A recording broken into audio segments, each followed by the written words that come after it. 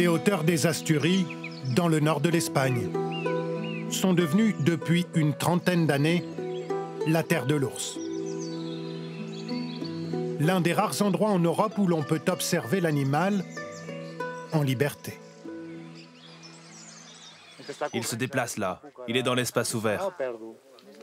Plus de 130 000 personnes viennent ici chaque année, un chiffre en augmentation, pour avoir la chance de voir l'ours. Là, il mange des noisettes. Depuis plusieurs jours, il ne fait que ça. C'est vraiment émouvant, impressionnant. C'est un animal qui avait quasiment disparu, et voir qu'il y en a tant aujourd'hui, c'est un privilège. Au milieu des années 90, il n'était qu'une cinquantaine dans les Asturies. Ils sont aujourd'hui entre 350 et 400. Comment expliquer cette augmentation spectaculaire quand on sait qu'en France, sa réintroduction suscite tant de controverses? Première différence de taille, très peu de brebis ou de chèvres dans les élevages espagnols, mais des vaches que l'ours n'ose pas attaquer. C'est aussi le résultat de 30 ans de travail pour faire cohabiter l'homme et l'animal. L'ours voulait juste prendre des prunes. Ah, il s'est pris une décharge électrique. Guillermo Palomero dirige la fondation de l'ours brun. Il rend visite à un des nombreux apiculteurs de la région, vérifier que sa clôture électrique fonctionne bien. 4000 volts. Les décharges électriques sont très fréquentes. Plus de 1500 clôtures ont ainsi été installées dans la région pour tenir l'ours à distance de sa nourriture préférée. C'est le système le plus efficace. Avec un autre système, l'ours va entrer, c'est sûr. Le miel est une source de revenus importante. Il faut protéger les apiculteurs, parce qu'ici, c'est eux qui ont le plus de problèmes avec l'ours. Il y a très peu de problèmes avec les éleveurs.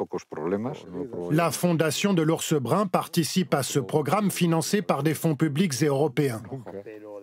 Et pour éviter les conflits entre l'homme et l'animal.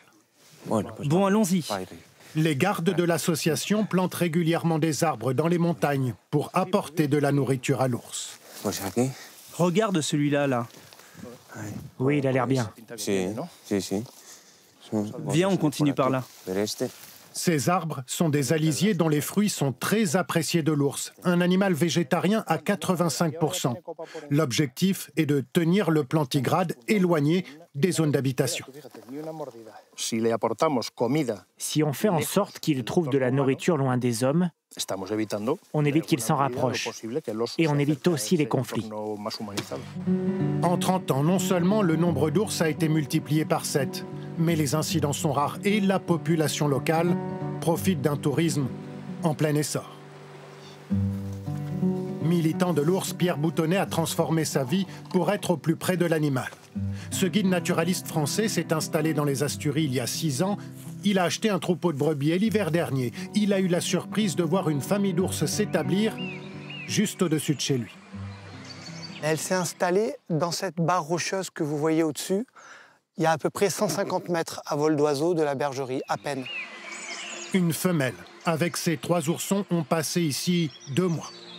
Une cohabitation sans accroc. Pierre Boutonnet avait pris ses dispositions en construisant cet enclos où il installe ses brebis chaque nuit. La clôture électrifiée, c'est celle-ci, là. Suffit-il de protéger les brebis pour pouvoir vivre avec l'ours? Dans les Pyrénées, les troupeaux sont souvent élevés en liberté dans les montagnes.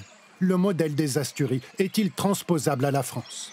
Tout n'est pas possible là-bas comme ici, pour différentes raisons historiques, de culture. Le mode d'élevage n'est pas exactement le même. Donc il y a des ajustements à faire. En tout cas, moi, je suis persuadé que dans les Pyrénées, on peut arriver à quelque chose. En s'inspirant, bien sûr, d'ici. Dans les Pyrénées, 64 ours ont été repérés l'année dernière, comme dans les Asturies il y a 30 ans. Une présence qui suscite toujours une franche hostilité d'une partie de la population locale.